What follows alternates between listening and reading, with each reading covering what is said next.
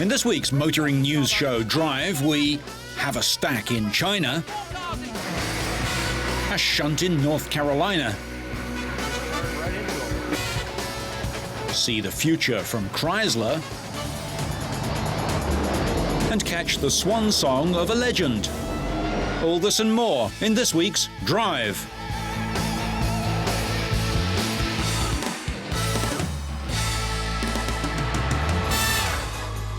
There was an enthusiastic reception for Formula One driver Juan Pablo Montoya in his native Colombia. The Williams BMW star was just one of a field full of South American racing drivers taking part in a charity kart race in northern Colombia. The drivers came from the Champ Car, Formula 3000 and Formula One series. The track, laid out on bumpy and narrow back streets, was wet in parts and saw many spins and lead changes. In the early stages, Brazilian Ricardo Sperafico in kart 31 was virtually last.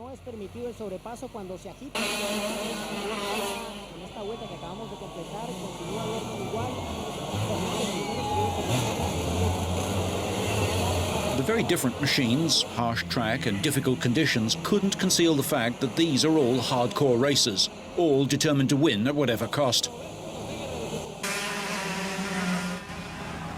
Montoya was just one of the victims, spinning down the field but getting going again without any difficulty. He would eventually finish fifth. For his part, Montoya, who organised the event, said he enjoyed the race and looked forward to organising another one next year. The Race of the Stars was an event to launch the Smiles Formula Foundation, which is the goal of promoting sports among poverty-stricken children. Another spinner was Roberto Moreno, Champ Car and ex-Formula One driver, who found that slicks in the wet and bumpy tracks with no suspension can catch out the best. Keeping the motor running, the Brazilian reversed by rolling the front wheels with his feet.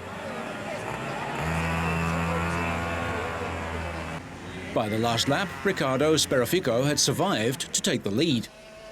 The 24-year-old Sperafico beat fellow Brazilians Felipe Giafone, who drives in the IRL, and Antonio Pettonia, who was fired mid-season by Jaguar Formula One but is now a test driver with Williams BMW, who came in second and third respectively. Not everyone managed to drive back to the pits, but you'd think that walking would have been more comfortable. Thank you. This victory was because I didn't make any mistakes. Everyone else had more errors than I did. I'm very happy to be in Colombia to participate in this event for the foundation. I've always wanted to return to Colombia because I like it very much. Ricardo has a twin, Rodrigo, and another brother, Alexandre, and all three race in Formula 3000, although Ricardo is the only race winner, ending this year's season in second place. Another Formula One face was Pedro Dalla Rosa, who finished a lowly 9th, but will be back next year. One of Asia's best-known racing events on the continent's only street circuit staged the traditional Formula 3 event at the 50th Macau Grand Prix. The track claimed several scalps on the very first lap. Just after starting the first leg of the two-round 25-lap race, Italian Paolo Mantin and Germany's Pierre Kaffer were two of four cars involved in a crash at the notorious San Francisco turn. Out of 30 drivers who started the race on the 6.2-kilometre street circuit, only 9 avoided crashes or mechanical problems. Australian James Courtney was one of those who dodged trouble as he won the first leg, setting himself up for a possible victory as the second leg was flagged off. Earlier, past Macau winner Ralph Furman had set a new mark in his Jordan Formula One car. Once again, there was trouble at the San Francisco corner. Not so dramatic as in the first heat, but still there was debris across the track, splinters of razor-sharp carbon fibre which would soon become significant. First, Cesar Campanico speared off into the unforgiving barriers. And moments later, Courtney, the 2003 Japanese Formula 3 champion, would go out in dramatic fashion on lap 11. After leading almost from the start, Courtney's Dallara Toyota suffered a puncture, sending the Australian crashing out at the last turn. That gave Nicolas Lapierre all the daylight he needed, and the Frenchman took the lead and held on to it for the final 15 laps to take the checkered flag in his Dallara Renault. Brazilian Fabio Carbone, in a similar car, finished 5.4 seconds behind him.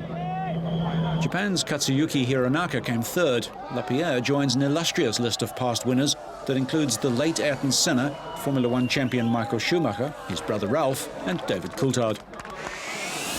The weather was clear and the stands full of spectators at the start of the penultimate race in this year's 36-event series. Ryan Newman set pole position at 155 miles an hour, and Bill Elliott started last after having to change a blown engine in qualifying. On lap 84, former champion Jeff Gordon gave Newman a tit-for-tat nudge, although he was able to continue.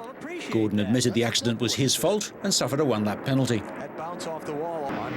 8 laps later, on the 92nd lap, Kurt Busch was driving on the outside of the track, foot to the boards, when Casey Mears inexplicably turned in on him.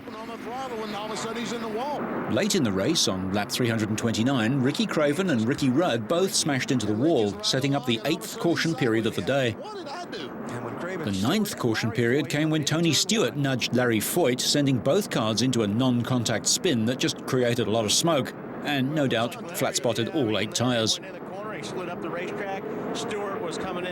Just 19 laps from the finish, Ryan Newman banged into Ken Schrader and forced Schrader into the seemingly magnetic outside wall, setting up a record-equaling 10th yellow flag.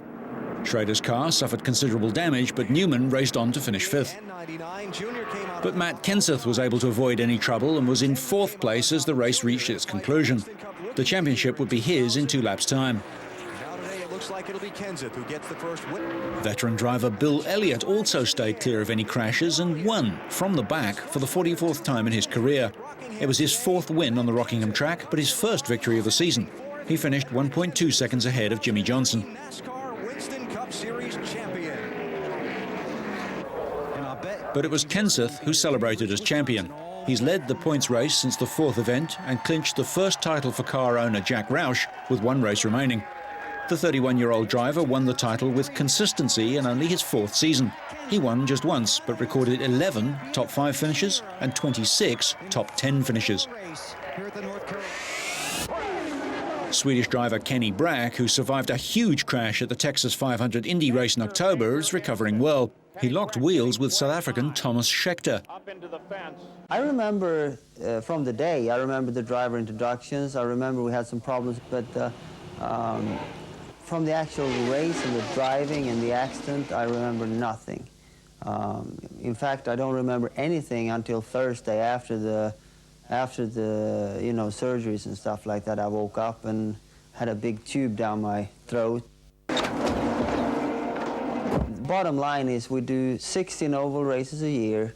We're over 200 miles an hour for the duration of every race all the time. And when stuff happens, it's going to be big stuff. It's not going to be small when you're traveling 220 miles an hour. But if you can live through something like I went through, then you got to say that the cars are remarkably safe. But it depends. The speed is so high that it doesn't matter how safe you make the cars and the tracks. At those speeds, there are always an element of danger. I guess I feel as good as you can expect after something like this. You know, I feel pretty good. I'm not in any pain or anything. I'm just a little limited in my movements right now. I can't obviously walk on my feet because of the ankles and stuff like that. But yeah, I feel pretty good. Shirley Muldowney was not the first, second, or even third woman to race against men and win a major National Hot Rod Association drag racing event. But she was the most successful, and at the highest level of the sport, in drag racing's fastest category, Top Fuel, driving a specially developed car known as a rail. In the final event of the season at Pomona in California, Muldowney drove in her final race. Her first drag race took place in 1958, 45 years ago. Winner of 3 Top Fuel championships and 18 national events, Muldowney helped break the gender barrier in drag racing. The crew made last-minute preparations for her final race, and for one last time, the driver known as Cha-Cha staged her dragster with a textbook burnout to warm the slicks and wave to the crowd. The sides of her rail even recorded this historic last pass. When she won the 1977 Top Fuel Championship, her accomplishment was recognized by the United States government, giving her an Outstanding Achievement Award. She ended her career in fairy tale fashion, winning despite almost crossing the line, which means disqualification, when her opponent blew up. She had a faster reaction time and recorded a 4.6-second pass at 301 miles an hour. Muldowney's career, or part of it, was documented in the 1983 film Heart Like a Wheel. Remarkably, she retired a winner at the age of 63.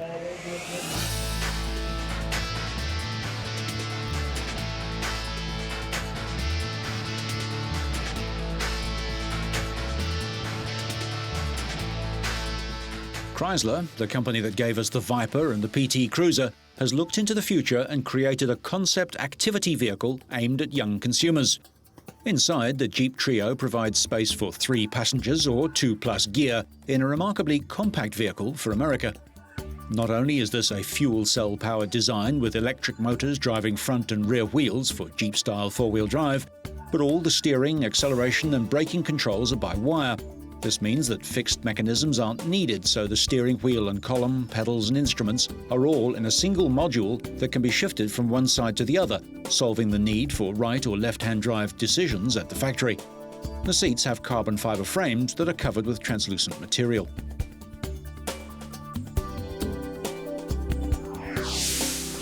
Much closer to production are the Chrysler 300c sedan, which goes on sale next year, and now the Touring, an estate or station wagon version of the same model. The Touring shares most of the design, powertrain, chassis, equipment, interior and technical specifications of the sedan. Adding all-wheel drive, a high level of versatility and roomy comfort, matched with the ride and handling of a European sports sedan, the Touring will enable Chrysler to compete in Europe, where around 40% of sales are wagons, but it won't be sold at home in the US. The interior has a handmade feel and uses some unusual materials. Tortoise shell, for example, is used on the steering wheel rim, gear selector knob and inside door pulls, while door handles and other accents are chrome. The instrument panel holds a navigation system and heated seat switches. The 160 mile-an-hour speedometer might seem optimistic, although the car can reportedly exceed 150 miles an hour. But up there, you're probably not looking at the speedo much. The 300c is meant to bring Chrysler into the premium market, up against Toyota, Honda, Volkswagen, Volvo and Saab, brands which people pay extra for, but which have affordable vehicles. Chrysler is not intending to compete with its stablemate, Mercedes, or its rivals, BMW and Lexus. The 300c also sees the return of the Hemi engine after more than 30 years. The legendary engine powered Chryslers in the 1950s and is reborn as a modern, high-performance 5.7-litre V8, making more power and torque than any Chrysler engine since the 426 cubic inch Hemi of the 60s and 70s. Large tyres on 18-inch wheels suggest ample power, with the rear wheels wider than the front ones, as in other high-performance sedans, to underscore the rear drive layout. The large 10-spoke rims leave plenty of room for serious brake hardware, while chromed dual exhaust pipes announce the long-awaited return to V8 power. After a couple of decades when owning a caravan was a huge social misdemeanor, caravanning is once again big business in the UK. Accounting for over 17% of all holiday spending in Britain, it's a booming industry that looks set to grow. At the Caravan and Outdoor Leisure Show in London, manufacturers of caravans and motorhomes were doing a roaring trade. Despite the growth in overseas travel opportunities, it seems more and more Britons prefer to holiday at home. I think more people are trying to get back to sort of the good old days when they probably went camping when they were kids. Their parents took them and they had a great time. With today's kind of lifestyles that people have, they're always busy, they're always stressed. Kids don't go out and play like they used to go out and play. And caravan sites are great, safe environments for families to be in. So I think people enjoy it.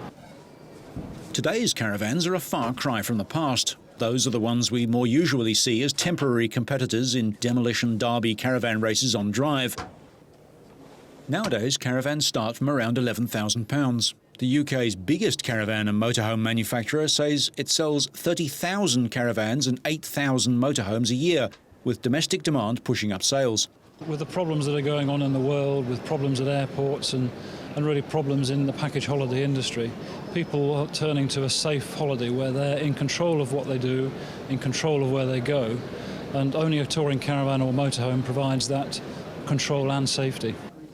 For those with a big budget, the Clowliner may be the answer. They sell around 100 in the UK each year, and the range of ultimate motorhomes starts at £155,000. That's for the model on show, but you're expected to design your own, so almost each one is custom made. An internal garage for either a couple of motorcycles or even a smart city car is a common request.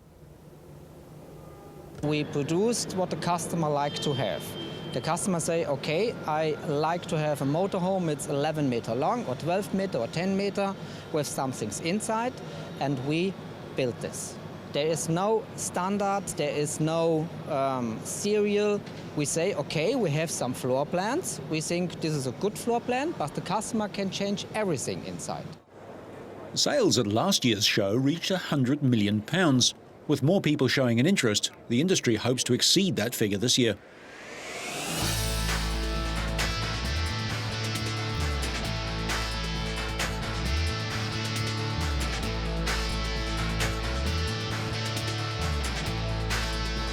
This year, Swedish truck maker Scania organised a safety-related competition under the banner Young European Truck Driver of the Year, aimed at heavy truck drivers below the age of 30.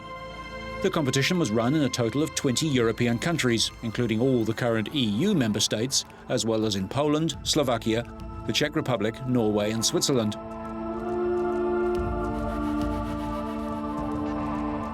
"6,000 young drivers entered the competition, which started off with a written entrance exam. The competition got underway earlier this year with local qualification rounds at Scania's dealer premises or at test tracks around Europe. The 10 best drivers from each country then went into national finals to find each country's representative. It's the largest European competition ever for drivers of heavy trucks, and the very first to be organised in partnership with the European Commission. The event was supported by the International Road Transport Union.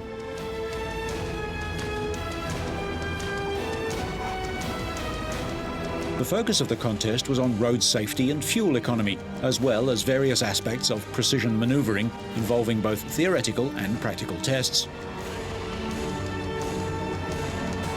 Scania has a long tradition when it comes to developing safe vehicles, but safe vehicles alone do not prevent accidents.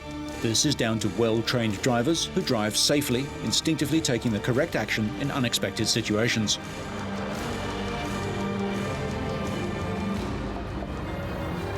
With the Young European Truck Driver Contest, Scania has addressed the new generation of truckers to encourage them to increase safety awareness and constantly improve driving skills. In addition, the competition also demonstrates the transport industry's commitment to road safety issues.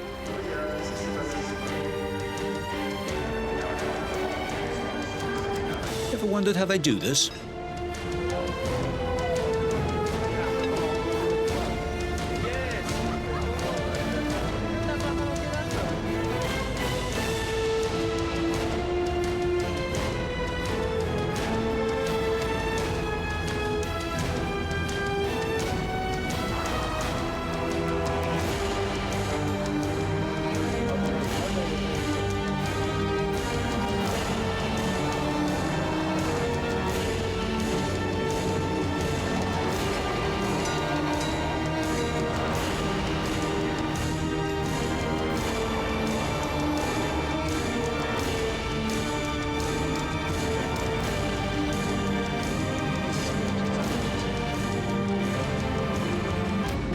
But eventually, it was down to the finals held in Sweden. The best driver from each country would go through even more stringent tests.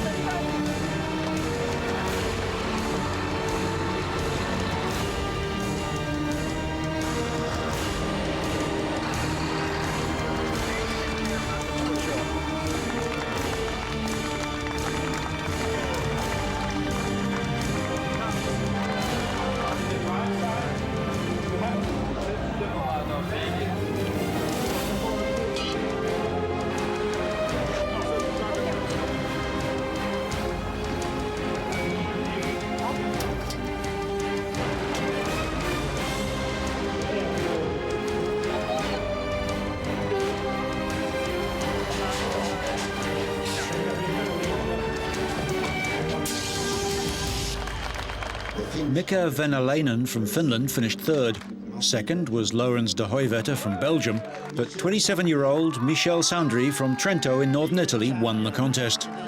They'll represent Europe's young truckers at a high-level road safety conference in Brussels. Sandri, who drives a tanker truck, automatically qualifies for next year's finals, and the 19 other finalists get a place in their national finals. He was pretty happy to win. First prize was a trip to Rio de Janeiro in Brazil. As we reported 2 weeks ago, MotoGP world champion Valentino Rossi has signed a 2-year contract to join Yamaha. Rossi secured his third consecutive MotoGP title in October in Malaysia and will start the 2004 season on a Yamaha YZR M1. He'll be joining Spaniard Carlos Checa in the Yamaha factory team based near Monza in Italy, although the Italian now lives in London. The 24-year-old has cemented his place in motorcycling history with his third straight world championship in the sport's elite class, having previously claimed both the 125 and 250cc titles as a teenager and winning titles in 5 of his 8 seasons at the World Championship level. He's quitting the mighty Honda team for Yamaha in search of a new challenge, implying that the all-conquering Honda made things too easy. Instead, he'll defend his title from the saddle of the thus far uncompetitive Yamaha, which he has comprehensively beaten this year. Nicknamed The Doctor, Rossi's talent and enthusiasm has captured the hearts of fans around the world, with virtually every Grand Prix dominated by flags, shirts and caps bearing his number 46. We don't race together next year, and anyway I am on the rider to the 31 December, and it's not possible for me to speak about other bikes. But for sure I tried this new challenge, and like I say before, maybe make this choice at this point is a little bit crazy. But so we see next year if it's possible or not. But in a surprise move, Honda have denied Rossi the chance to test his new bike until his contract expires at the end of December, despite most other riders who are moving teams being given the all-clear, and this includes new Honda signing Colin Edwards.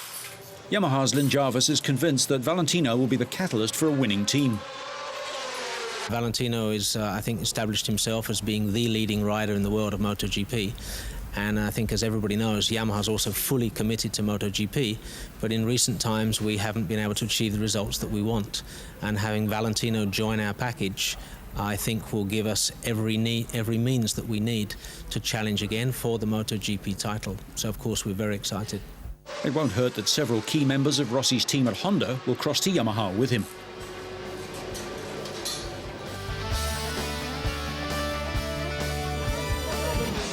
Georgian Lasha Pataraia has become the top contender for the title of world champion Mr. Muscle Ears. The 23-year-old amateur wrestler from the ex-Soviet Republic of Georgia pulled a delivery van with his ears for a distance of more than 8 meters. But this was only the warm-up. Later, he went on to beat the current Guinness World Record title for Mr. Muscle Ears by lifting 55.5 kilograms and holding it for 19.9 seconds, smashing the previous record held by Chinese Li Zuan, who lifted 50 kilograms by his ears for 9.3 seconds. And like newly elected Californian Governor Arnold Schwarzenegger, Lasha wants to use his brawn for political advantage. He's a member of Georgia's Union of Democratic Revival, which hopes to gain control of the Georgian parliament. As yet, he has no plans to put his own name forward as a political leader, but he'll always be ready to lend an ear for the cause. So, on the street, on the strip, or in the future, so you stay on track and up to speed, make sure you catch next week's Drive.